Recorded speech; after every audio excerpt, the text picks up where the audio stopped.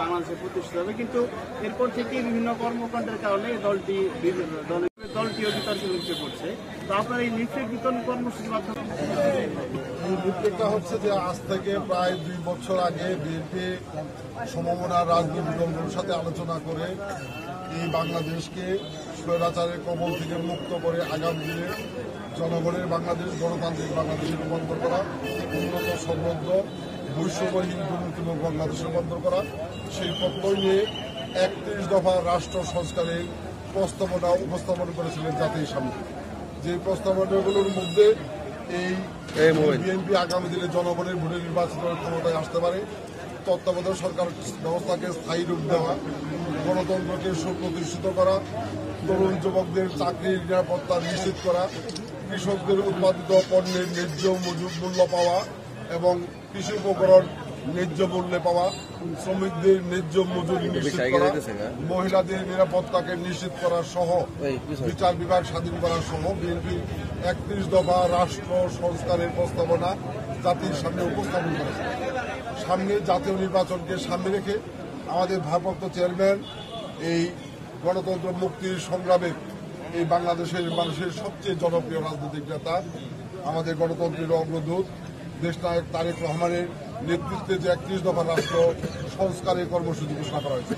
আমরা মনে করি যে আগামী দিনে এই দেশকে জনগণের কল্যাণের দেশে রূপান্তরিত করতে হলে এই 31 দফা বাস্তবায়নের মধ্য দিয়ে আমাদেরকে সেই জনগণের কল্যাণের রাষ্ট্র রূপান্তরিত করতে হবে। এই 31 দফা আমরা জনগণের মাঝে তুলে ধরতে চাই এবং আমরা আশা করি এই 31 দফা বাস্তবায়নের স্বার্থে আগামী দিনে জামালপুরবাসী সহ এই দেশের জনগণ আমাদের জাতীয় নির্বাচনে ধানের শীষকে ভোট দিয়ে আগামী দিনে 31 দফা বাস্তবায়নের সুযোগ লক্ষ্য নিয়ে 31 দফা আমরা জনগণের এই 31 দফা নিয়ে আমরা জনগণের দূরদূরায় যাওয়ার চেষ্টা করছি। সামনের নির্বাচনকে সামনে রেখে এই কার্যক্রম অনেক আগে থেকে চলছে, তারপরেও সামনে জাতীয় নির্বাচনকে সামনে রেখে আমরা এই 31 দফা জনগণের দূরগড়ায় পৌঁছে দেওয়ার স্বার্থে আমরা আজকে থেকে আনুষ্ঠানিকভাবে কার্যক্রম শুরু করেছি। আমরা আজকে জামালপুর শহরে এই লিফলেট বিতরণ করছি। আগামীকাল থেকে আমাদের জামালপুর শহরের প্রত্যেকটি গ্রামে, পাড়ায়, ঘরে ঘরে এই 31 দফার যে প্রস্তাবনা, সেই প্রস্তাবনা সাধারণ মানুষের কাছে আমাদের পৌঁছে দিবে। আগামী শনিবার পর থেকে আমরা সদর উপজেলার প্রত্যেকটি ইউনিয়নে, বাজারে, ঘরে ঘরে আমরা এই কার্যক্রম পরিচালনা করব এবং এই কার্যক্রমটি আমাদের প্রতিটি উপজেলায় চলছে, এটি অব্যাহত থাকবে আগামী জাতীয় নির্বাচন।